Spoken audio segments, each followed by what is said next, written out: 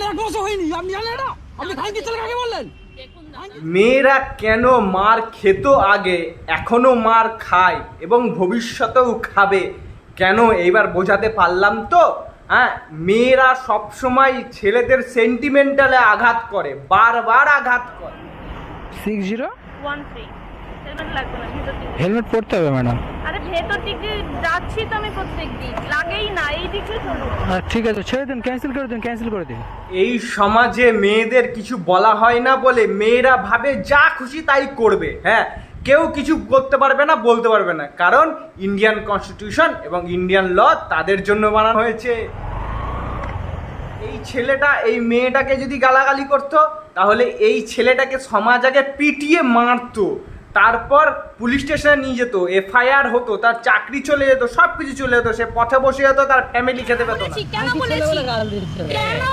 আমি বলেছি কেন বলছি? কালটা যেটা দিল সেটাও কিন্তু একটা মেয়েকেই দিল, একটা মেয়ের ক্যারেক্টারকেই দিল। একটা মেয়ে হয়ে একটা মেয়েকে কিভাবে এরকম টাইপের গাল দিতে পারে, বুঝতে পারলেন তো? এই সমাজে ছেলেরা মেয়েদের ক্ষতি করে না, মেয়েরাই মেয়েদের আসল ক্ষতি করে। প্রত্যেকটা যুগে মেয়েদের জন্য লড়াই দাঙ্গা লেগে আছে এবং এখনও তাই। মেয়েরা মেয়েদেরই ক্ষতি করে, মেয়েরা মেয়েদেরই আসল শত্রু।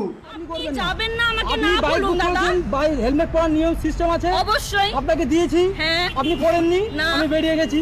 বেরিয়ে গেছে। আবারও প্রমাণ হলো তো যে মেয়েটা ভুল করেছে, তারপরেও ছেলেটাকে সাফার করতে হচ্ছে সমাজে। কেউ কিন্তু ছেলেটার হয়ে একবারও কথা বলছে না, বা ছেলেটার সাপোর্ট হয়ে মেয়েটাকে বলছে না যে আপনি ভুল করেছেন, আপনি ক্ষমা চান। সেটাই দেখো, আমি হেলমেটটা দিয়েছি,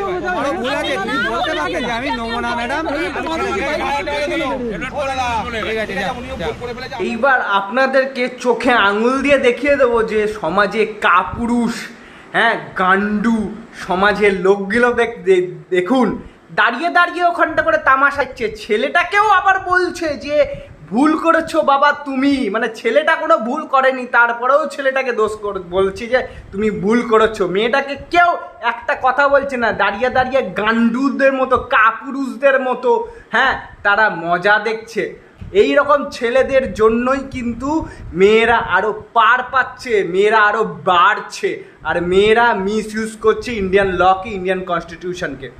আমি আবারও একটা কোশ্চেন করছি, এই জায়গাটা করে যদি ছেলেটা ভুল করতো, এই যে গান্ডুর মতো দাঁড়িয়ে আছে লোকগুলোকে দেখতে পাচ্ছেন তো, হ্যাঁ এই লোকগুলোই কিন্তু ছেলেটাকে আগে পিটিয়ে মারতো, তারপরে যা কথা বলার কথা শুনতো, বলা হতো।